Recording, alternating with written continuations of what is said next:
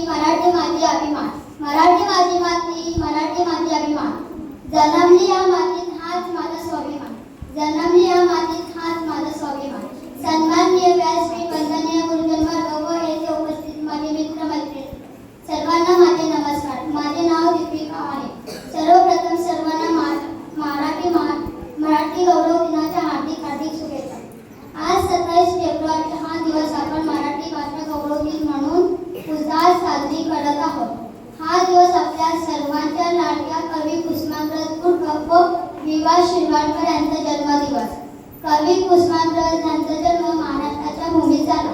त्यांनी आपल्याला असामान्य प्रतिमा, विलक्षण लेखन कौशल्य व शब्द सामर्थ्याच्या जोरावर मराठी भाषेतून साहित्याची निर्मिती केली. त्यांनी अनेक सरस कथा, लघुकथा, निबंध, नाटक, कविता इत्यादीचे कुशल लेखन केले. त्यांनी मराठी भाषा ज्ञान बसवण्यासाठी घेतलेले परिश्रमामुळे त्यांना अभिवादन म्हणून त्यांचा जन्मदिवस मराठी भाषा गौरव दिन म्हणून साजरा केला जातो. मराठी भाषेला संत नामदेव, संत ज्ञानेश्वर, संत तुकाराम व इतरही संतांनी जिवंत ठेवले.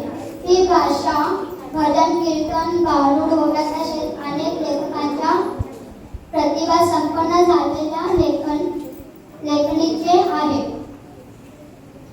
मराठी भाषा आमची महाराष्ट्राची शान, मराठी भाषा आमची महाराष्ट्राची शान. भजन कीर्तन ऐकताना हरपून जातो कान, भजन कीर्तन ऐकताना हरपून जातो कान.